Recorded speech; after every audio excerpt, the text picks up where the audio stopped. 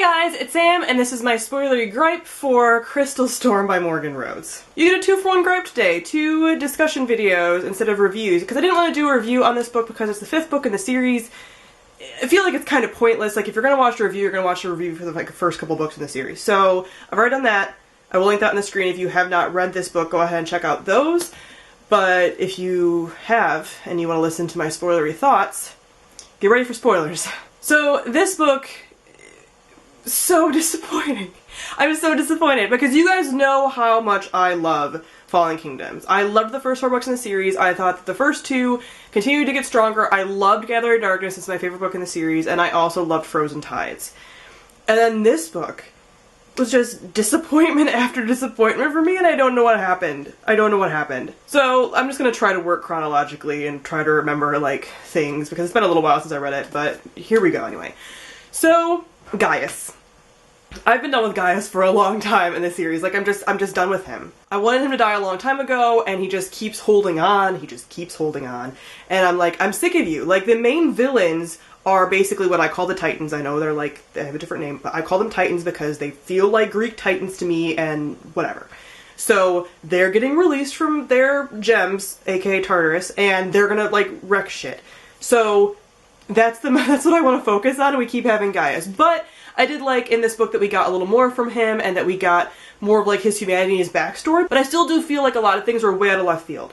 So we have his mother coming in, no talk about his mother before really, and then all of a sudden we have his mother as like this big powerful witch who did all these things and made him drink this potion and made him lose his humanity. It's like, I don't like that. It's out of nowhere. There's no foreshadowing. And that's one of the things I think is starting to annoy me with this series, is that there really isn't any foreshadowing, and it's kind of like, oh, there's a bunch of twists. It's like, no, just nothing's foreshadowed.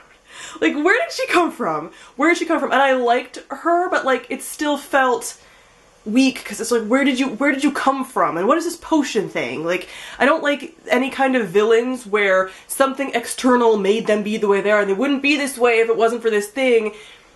He apparently wasn't an asshole before, and it makes him less of a mustache-twirling villain if we have this, like, external cause or whatever. I still just don't like it. I wish he would have just hardened over time and not been magically made into a villain, like, no. And now he's back around as basically a weird zombie thing. What? Like, okay. And I guess it prevents all of our main characters from killing him since they all want to kill him, and he's basically immortal. But come on. The biggest thing, don't even get me started on this, but I'm getting started obviously, because it pisses me off. Lucia's magical fucking baby?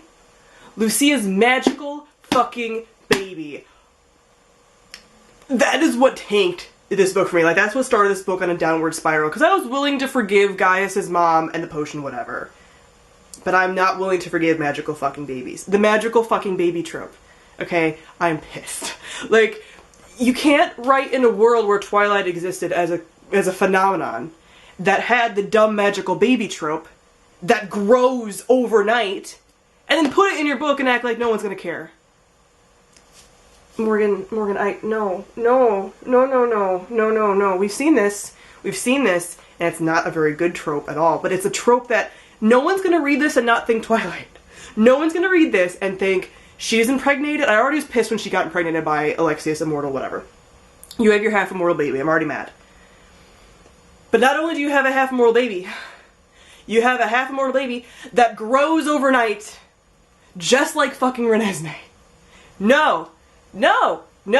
I refuse to stand for it. No. And I already hate Lucia, and I hate her magical pregnancy trope. And it's just ticking all of the boxes of things that this is a Twilight thing. You can't, no. No one wants that. Put that back in the garbage where it came from. I did like seeing all the banter with Jonas and everybody, Jonas and Felix and the twin whose name I'm forgetting, although he was kind of pointless, right? So the end of the last book, everyone was up in arms because we're like, oh my god, that's gonna set Cleo back when she sees the twin and blah blah, and it didn't. I'll get back to like what actually set Cleo back, which is just stupid. But like the twin was dumped in there for no reason, because the conflict that he was kind of supposed to do, like, didn't actually happen. But he's mouthing off to everybody, mouthing off to Felix and Jonas, excuse me, sit down, you're annoying, sit down.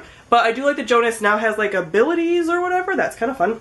And I love my baby Felix, but we also have like Nick and Asher being so incredibly just pushed to the side as side characters. There's too many characters in the series now.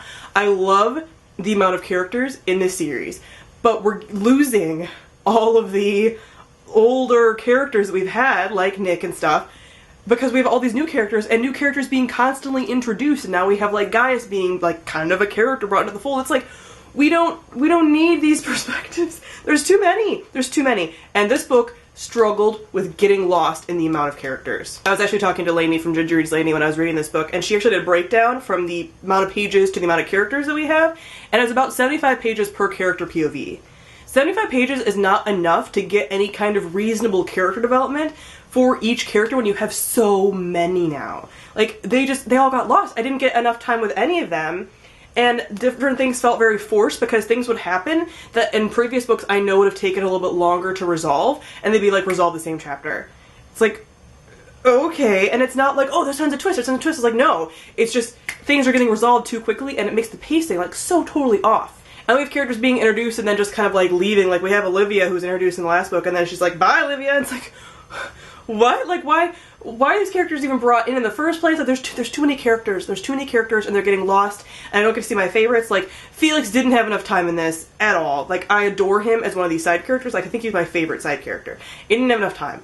Nick and Asher, I want to see more of their relationship. They're a really cute gay couple. I want to see their relationship, and we have kind of inklings of like, this is happening off page. It's like, why can't I see that? Like, Nick has been a character from the very first book. I want to see stuff with him, but we don't have it.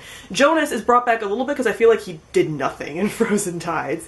But he's brought back in a little bit, but we still don't get enough with him. Like, we do get more with Cleo and Magnus, who are arguably like the actual protagonists of the story, but it's still like not quite enough. And as far as Jonas, backtracking, I'm gonna be all over the place with this discussion, I'm very sorry, but as far as Jonas, then we still have that like, oh, I was in love with Lysandra, and Felix is like, I was too, and it's like, none of you were.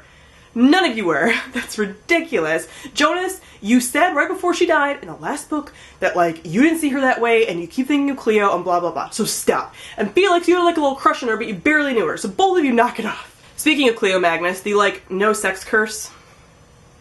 Really? Really? It's dumb. It's dumb. It's not foreshadowed, it came out of nowhere. And I feel like it's a lie anyway, like, I feel like the grandma's lying, so it's like, okay. And it's just obnoxious. And we still have that whole thing with, like, I'm still pretty convinced that Amelia, the sister, I'm gonna say this in every video until the last book comes out and I get proven either right or wrong. Amelia is going to be Gaius and Cleo's mom's kid. And she's still alive somewhere, and she didn't die in the first book. That's what I'm thinking. That's what I'm thinking. And some of these things make me think that, like, maybe she survived the no-sex curse at the first time, Cleo's mom, because that's Gaius's kid, and maybe, like, somebody intervened or whatever. That's what I'm thinking. I'm just saying. But the no-sex curse is dumb. And it's just a roadblock to keep Cleo and Magnus apart. It's like, oh, we can't talk about it. She doesn't know. I have to distance myself from her, and now she's getting mad at me, and now we're backtracking, and blah, blah, blah. And we can't be together because we can't have sex. Like, stop. I do like when we got to talk to the elders, and I forget what his name is, to something with a T. Something with a T.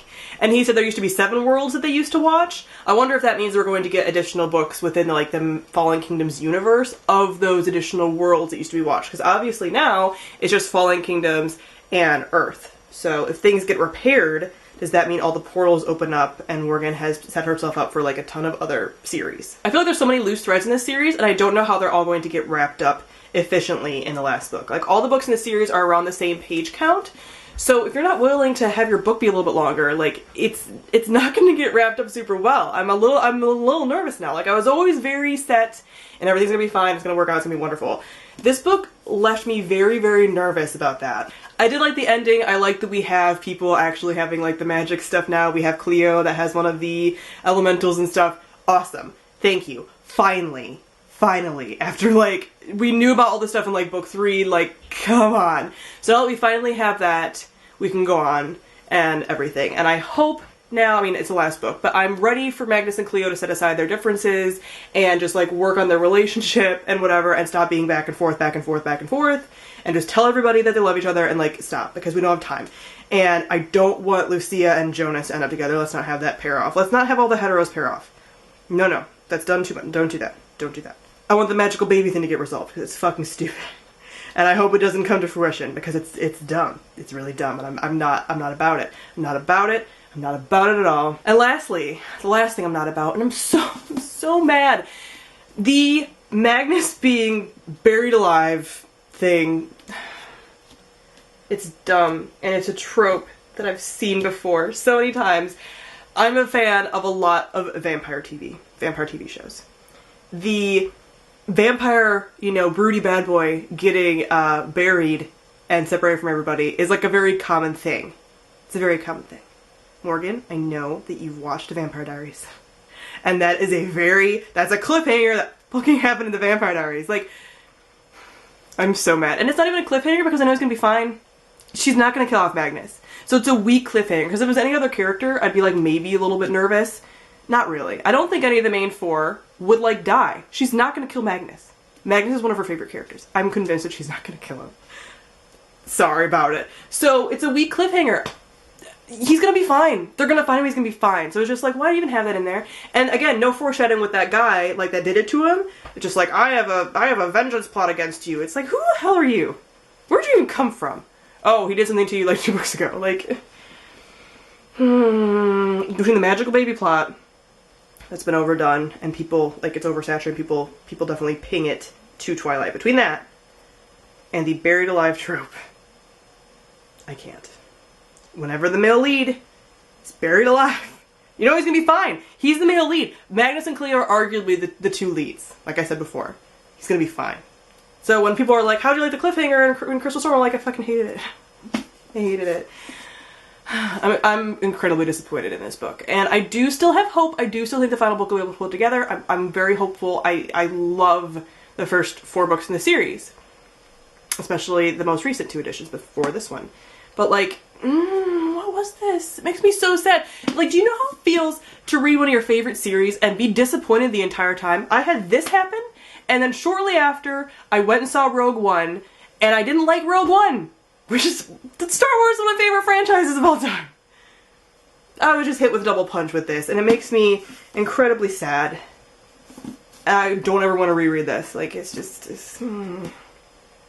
makes me disappointed. So between that and me not continuing with the Abbassat trilogy because I don't like it, it's just like, please pull it together in the final book. Please. Please, it makes me sad. I love this series. I love my kids. Please. And the title for the last book just got dropped. It's going to be Immortal Reign. I'm excited. I'm nervous. I'm hopeful. I don't know what's gonna... I don't know. This last release has me shaken. Okay? I'm nervous. And I don't want to be disappointed. Because this book was disappointing. So comment below and let me know what you thought of Crystal Storm. Thank you all for watching, and I'll see all of you guys soon. Bye!